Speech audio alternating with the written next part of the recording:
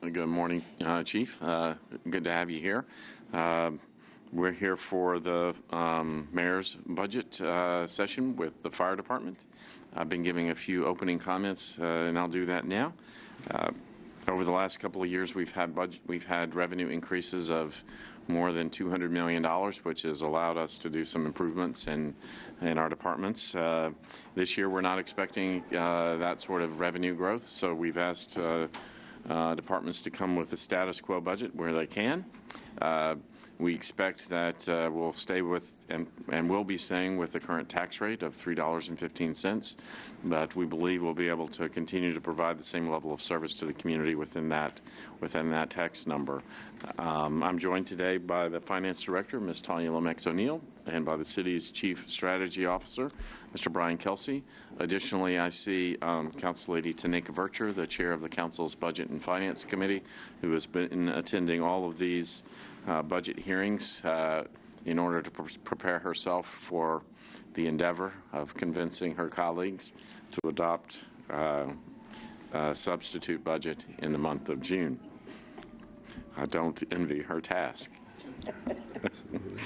Chief, if you could introduce yourself and those who came with you today, and then give us some comments. We'll probably have a few questions. All right, awesome. Well, first, I want to say good morning to everyone. It's my honor to join you today on behalf of the Nashville Fire Department. And beside me, I have Leanne Belcher, who is our Finance Director. And seated behind me, I have my command staff. And in spirit with me today, I have a host of men and women that are proud members of the Nashville Fire Department. It's my honor to serve in the role as the Director Chief of this great department. This position is a blessing to me, and I don't take it lightly nor take it for granted. So I do want to thank you, Mayor, and your staff, and of course our Metro Council, and also give a special thanks to the men and women that I am honored to be called their chief. I also want to thank Talia, you and your staff, for helping us prepare for this budget process. And I know you have a large staff from Tony, Rich, and Ken, and others, but we do appreciate that. I want to acknowledge you, Brian. I understand that you are the Chief Strategy Officer. So, but as I present our budget, department's budget proposal, I'm very mindful of the instructions given to me by yourself, Mayor, and by Talia about status quo. And I know money is tight, but the demand for quality service continues to grow every day. We are tasked with doing more with less without lowering the services to the people of Nashville. But it is that world-class service that the people of Davidson County not only deserves, but they expect from the Nashville Fire Department. In this budget proposal I will bring before you today, we will focus on the most important aspects of our department.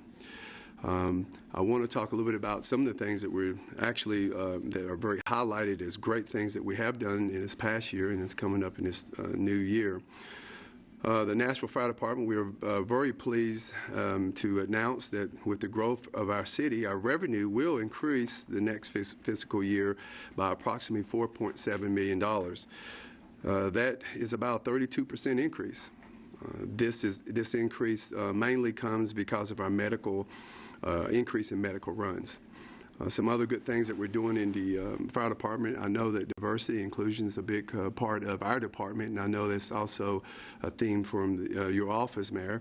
But we are attracting the most talented, diverse candidates that we have not done in a while. And some of the outlets that we've been using is through our social media and also our recruitment office. We have an outstanding mentoring program that we go into the 12 core high schools as well to meet with young men and women to sort of help them with their pathway.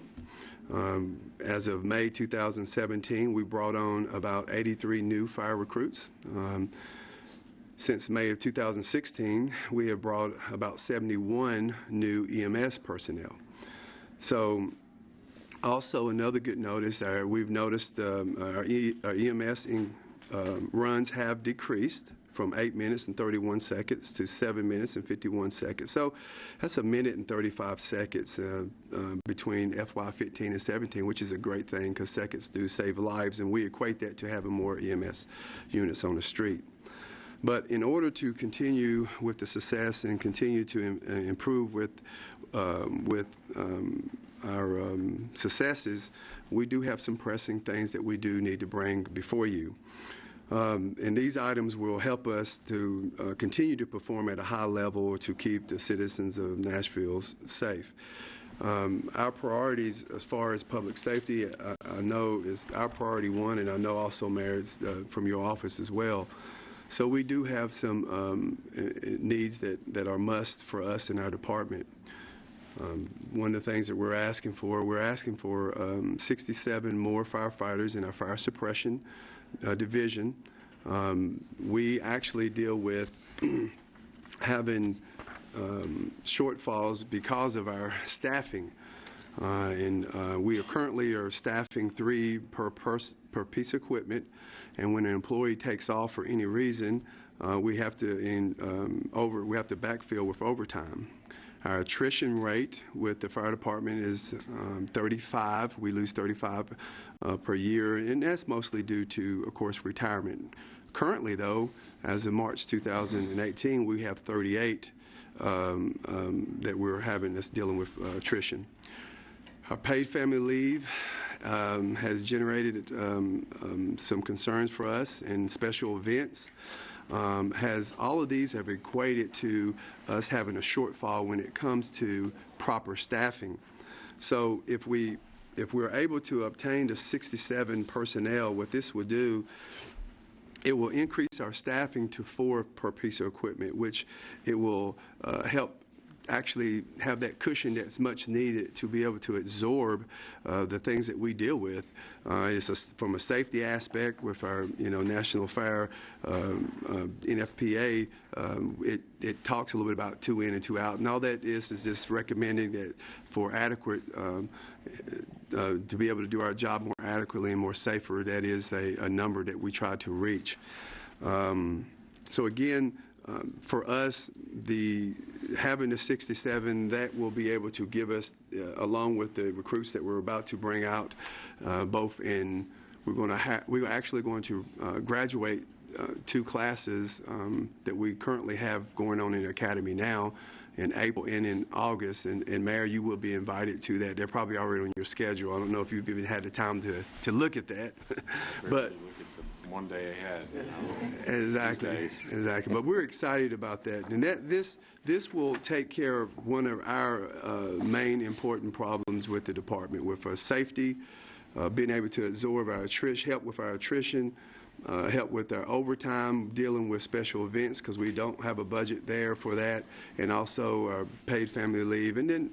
You have to equate sick and IOD and their injuries while on duty as well. And those numbers, the IOD and the sick, I do want to add, are very small. Our department's doing a great job with that. Our men and women want to come to work. They just want the proper staffing and equipment to do their job better. Another thing that we're asking for is specialized training. In this specialized training, when we must invest in the most cutting-edge specialized tactical training, and this includes our active shooter, hazmat, urban search and rescue, trench, confined space, and high-angle rescue. In this time we live in, it is utmost important that we keep our personnel trained in the most specialized tactical areas.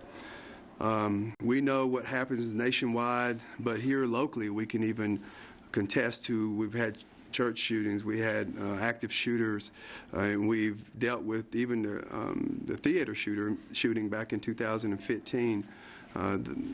It's clear that this is our new reality, and we must invest with overtime internal training so that we can be ready to handle whatever occurs, because again, we don't have that budget to be able to, or the flexibility to be able to let people off on duty to obtain this training, and it's pretty intense training.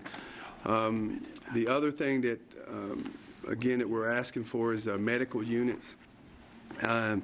As Nashville continue to grow, our EMS staff, along same as our fire staff, we need to try to make sure that we match that growth with internal growth within the department. We've made a little over 99,000 calls as of in service for 2017, with 71,000 of them being transported. So we've seen a 4% increase in call volume and transports. So we're asking for 22 people to outfit 2 additional med units. We are also asking for additional triage fast car to better respond to medical calls, and that will require 8 personnel. The triage fast car is especially useful because when we respond to the most densely populated area like our downtown entertainment district, and then, of course, during special events and things of this nature. You'll also notice that we're asking for for funding for our medical supplies. The Nashville Fire Department is battling the opiate crisis, and we see skyrocketing costs, and medical supplies have gone up to over 200%. In this time and day, we have to stay and make sure that our equipment, our medical units are totally stocked with the medical supplies that are needed. We've given when it comes to the Norcan, which is the main drug of choice and that we use, we administered 100 doses per week at a cost of $119,000 between July of 2017 and July of 2017 to January 2018. And then this amount is only expected to increase both the crisis and of course, the medical supplies. Again, we know that under the current situation with our budget, we know that you've got to make some tough decisions, Mayor, but we're hoping that with our request that you look hard at trying to make sure that the Nashville Fire Department is able to stay up with not only the growth but with the demand of this city. And we will do our part to make sure that we play and do whatever we need to do to help in this situation. And I'm open for any questions that you may have. Okay. I have questions about EMS. My first set of questions. We have, to the best of my understanding, given you all roughly $2 million over the past couple of years toward EMS based on the improvements that are listed here. What's the total across all of these modifications for EMS that's in here? I think that's a comparable amount. Probably for 19, you're probably asking for another $2 million. For the just around EMS activity. Oh, okay, the total EMS. It's that's what I'm saying. Just in the neighborhood. Yes. So I would ask the question of, can you kind of describe, our return on investment for the first $2 million that was provided, and what this additional $2 million would give you above and beyond that? Okay. Well, let me first say that we're at 28 units in the city, 28 medical units, which has been, if we have a definitely highlight in our department, that is one of them.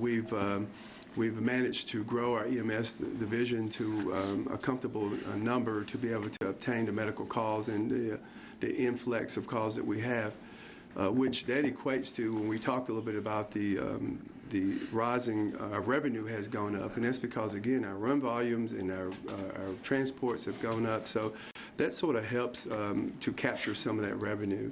Leanne, if you want to, if I'm not sure, is there any? I'm just trying to, What exactly? Just make sure. I'm just trying to understand. We made about a $2 million investment. Yes. What have you seen in terms of return on investment for that? And then how much more would we get for an additional $2 million? What happens? Does that manifest itself in reduced run times? Yes. Or something else? I just want you to speak to that as an investment proposition. Right. Well, I think, number one... You've got a guy back there that's nodding. Right. Someone gets it right. But I think the process, the investment, number one, is as I told you, we had dropped our response time has dropped a little bit more than a minute, and that's because we've had the increase in our med units. So if we obtain the 2 extra ones, what this will do, it would not only help bring down the response time, but of course it will bring in more revenue. And I think also it will be able to allow us to strategically place these medical units in even better areas of where the demand is in the city. How does that bring in more revenue? Well, the more run volumes that we have, the more patient transports pick up. I think that would increase. That's shown, and Leanne, you can help me here with this. If that's maybe I'm not answering your question correctly. I'm just thinking, the volume is going to be the volume. It's just a matter of how quickly you can get to them. Correct. Get to them. For the past couple of years, we've had record-breaking growth in our transports. We had a 10% growth in fiscal year 16, 4% growth in 17, and we're already at 4% growth for the current year. We're bringing in additional revenue based upon those additional transports that we're making. And we added 2 medic units last year, and you gave us 4 quality improvement officers. Those quality improvement officers, under the direction of Chief McAllister and Chief Toon, provide internal quality control by reviewing the medical tickets to make sure information is accurately recorded. They work with our medics for training purposes, and it helps them obtain better information on the front end when they're working with the patients and going to and from the hospitals. So the way that directly relates to revenue is we're able to more quickly get those tickets to the billing vendor and out to the insurance companies or to the patients who are on private pay and get the revenue in quicker. Okay. Yes, thanks, Leanne. Okay. Then I want to move to the overtime question. I just want to make sure that I understand what you have in here. I think, is your proposal in here in terms of adding firefighters, saying that you would also have an offset in overtime expense with that? I think that that's what the note says. Right. What do you think that offset would be? Well, right now, the problem that we have, we're so short-staffed that we only have that 3 per piece of equipment. So we don't have any room for any shortfalls, any flexibility. If we had the proper staffing, we would be able to actually move within the department to help cover with overtime situations that we occur. We don't have an overtime budget at all, which so it heavily taxes us to be able to manage our department operationally, and then we were requested on many things, just like the police department, from 4th of July, Christmas, the marathons, and then, of course, a lot of the other things that we deal with, from the Titans, the Predators, and, of course, with the soccer. I mean, so we have to take from our current staff and pull out individuals to actually go and work overtime. So if we have more people, it equates to having more ability to shift them to areas where the need is at. Okay. Okay, I'm going to give somebody else a chance to ask a question. I've got a question about recruitment, so if you want to keep going on keep this. going. Okay. So could you tell us a little bit about your recruitment strategies, both on the fire side and the EMS side? Yeah, absolutely. Well, basically, our recruitment, the one good thing is we don't have to do a lot when it talks about opening up for the fire services. I think we don't have a problem as far as the influx. Our issue is a lot of times is making sure that we do get the proper numbers as far as diversity. And so what we've done is formatted a program within the department that we go out to. We have a recruitment office, a small office of 2 individuals that do an outstanding job, and also a mentoring program that we go to the local high schools, and we use the 12 core high schools, more inner city schools, where we go out, we meet with the students, we tell them about what we do, we show them, we actually, even if they don't want a job with the fire department, we're there to actually just for mentoring processes to make them better at whatever they choose to do. But quite naturally, that draws an interest to the fire department. We spike them to go to the local community colleges. Vol State is one of the partners that we partner with to get their EMT license. That way, when the time comes for them to reach that 21 years of age, we'll have a pocket pool of individuals who we have worked with from their high school days through college, and hopefully to be members of the Nashville Fire Department. But we've done a remarkable job. The teams that we have in place, if you look at our social media, it's just inundated with this information, and you can go to our Facebook page to get all that information that we share openly, and you'll see an incredible job that we do. Go ahead, Tom. There you go. We just have a couple of things. Okay, I want to talk about fire prevention. Fire prevention also. Okay, because we did make some investments regarding prevention and the fire marshal's office and things like that over the last couple of years. Mm-hmm. Can you kind of speak to what you're doing proactively in that area? Right. Well, we've exactly. I think we inherited. Well, you gave us three. Was it three, Leanne? It was three fire. We received 2 fire inspectors in fiscal year 17. Right, so it was 2. Okay, and then thank we got you. something in the current year around fire prevention. Right. So. Well, and we've got Al Thomas, who's our fire marshal. He's actually here with us. But that division, our fire marshal's the division where we have our fire inspectors, fire investigators.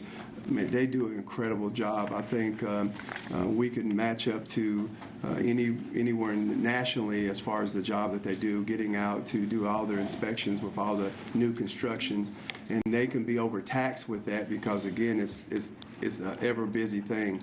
Another thing that's done well there is our investigators. With most of the fires that we have, their rate of conviction is very, very high. So I'm just happy, again, to state when it comes to that area, the men and women there are doing a great job, and the investment that you guys have given us last year has helped us tremendously, and we're definitely appreciative of that, and I'm appreciative of that division. Yeah, I just noticed, so you've had a couple of really big fires at large. Oh, yeah, absolutely. Some large locations. Yeah. You seem to have managed that extremely well. Oh, yeah, absolutely. I'll tell you, one of the great things about our department is that, as I said earlier, I mean, if you ask anybody in our department, the needs of our department, they don't want to talk about money as far as their self. I mean, we all like to get paid. Don't get me wrong with that, Mayor. But the biggest thing that our men and women will say is they want the proper staffing and equipment to do the job that they're expected to do, and they do a great job. From the men and women who make the fires to extinguishment to our EMS personnel that make calls. I mean, I get inundated with letters, positive letters, and from civilians and talking about the job that we do in this department. And then from the fire prevention part, they stress the needs of fire protection, and they do an incredible job of making sure they get that message out to people. We have a lot of fires that you noted. They're big fires that still, unfortunately, are under investigation, so I cannot comment on them. But again, that just tells and shows the work that our guys do every day. Okay. I got one more, and we've talked about this, but for the people maybe watching this, can you explain the goal of 4 personnel per piece of equipment? Yes. Well, the goal of our what that does, the most important thing that it does as far as the chief of the department, if you ask, well, what makes the chief of the department lose sleep at night, is safety perspective. So if we have 4 per piece of equipment, it will allow us, number one, to be able to do our job more effectively and more efficiently. It would also help cut down on the responses that we have to have. We're in such shortage that a lot of times we have to send more equipment just because we don't have enough staff to manage whatever problem that we're dealing with. So it will help take care of that situation. It's a safety aspect. It sort of goes along with our 2 in and 2 out rule that NFPA puts out about just the safety aspect. It will also help us to be able to take care of, once you equate vacation that has to be given, sick leave, IOD, and then paid family leave, it will be able to just manage that a lot better and absorb all of the normal stuff that we go through every day and still have adequate staffing on each piece of equipment to be more safe and efficient. Good. You good? I am. I had a couple of questions. First, you said that the emergency medical group was using 100 doses of Narcan a week. Is that right? So Yes. I did my math. I was not checking my text. So that's like one every hour and 40 minutes, every day, 365 days a year. So that is just like, I don't doubt it. Don't get me wrong, I don't doubt it. But I just think that's indicative of like how significant the opioid problem is in our community. So Oh, yeah. We actually, Mayor, not just our EMS, but our fire Right, engines right. and now are staffed with this because it is an epidemic. I mean, and we see this every day. yeah, that's pretty amazing. I've been around long enough to know that the staffing, trying to get from 3 to 4, has been a long-term endeavor of the department. I appreciate that and totally understand it. I also understand that we're here talking about the operating budget, but there are also capital needs that have been ignored at the department for a long time. And Absolutely. or not ignored, but No. maybe fallen down the priority list a little bit, and that's a big issue. And I think the way that the department has been dealing with the 2 in, 2 out is to send 2 units to every fire or every Absolutely. call. Just that way, you've always got 2 people. You're an even number. Right. Right. Exactly. And that has a negative impact on equipment if you're running stuff that you don't necessarily have to run. I understand and appreciate that. And I'll say it's a goal of mine to accommodate this effort at some point. I can't say that we'll get there this year, just because of the ups and downs of the budget, but we'll do something to make some progress this year. It's my first round of budget hearings as mayor. I think this might be. Is this your first budget hearing as chief? It is. It's my actually first budget hearing as the setting chief for the Nashville Fire Department. Well, I'd say you acquitted yourself well, and I am going to ask Mr. Kelsey to work with y'all to try and get some hard data that would help us understand going to 4 per vehicle or per unit, just so we got a good understanding about how that would save us money in some respects. Absolutely. And how it would affect safety. I want the finance director, Ms. O'Neill, to sort of get a higher level of 100% level of confidence on the increase in revenue, because I think that will help us as we prioritize the improvements that are needed for the fire department in the coming year. And you and I'll have to sit down and have a discussion about, what is number 1 on the list, what's number 2, so that we can, et cetera, so that we can make some progress for the fire department in the coming fiscal year. Okay. Well, I look forward for that. And again, I thank you for your time and your consideration. All right. Thank you. Thank you. All right.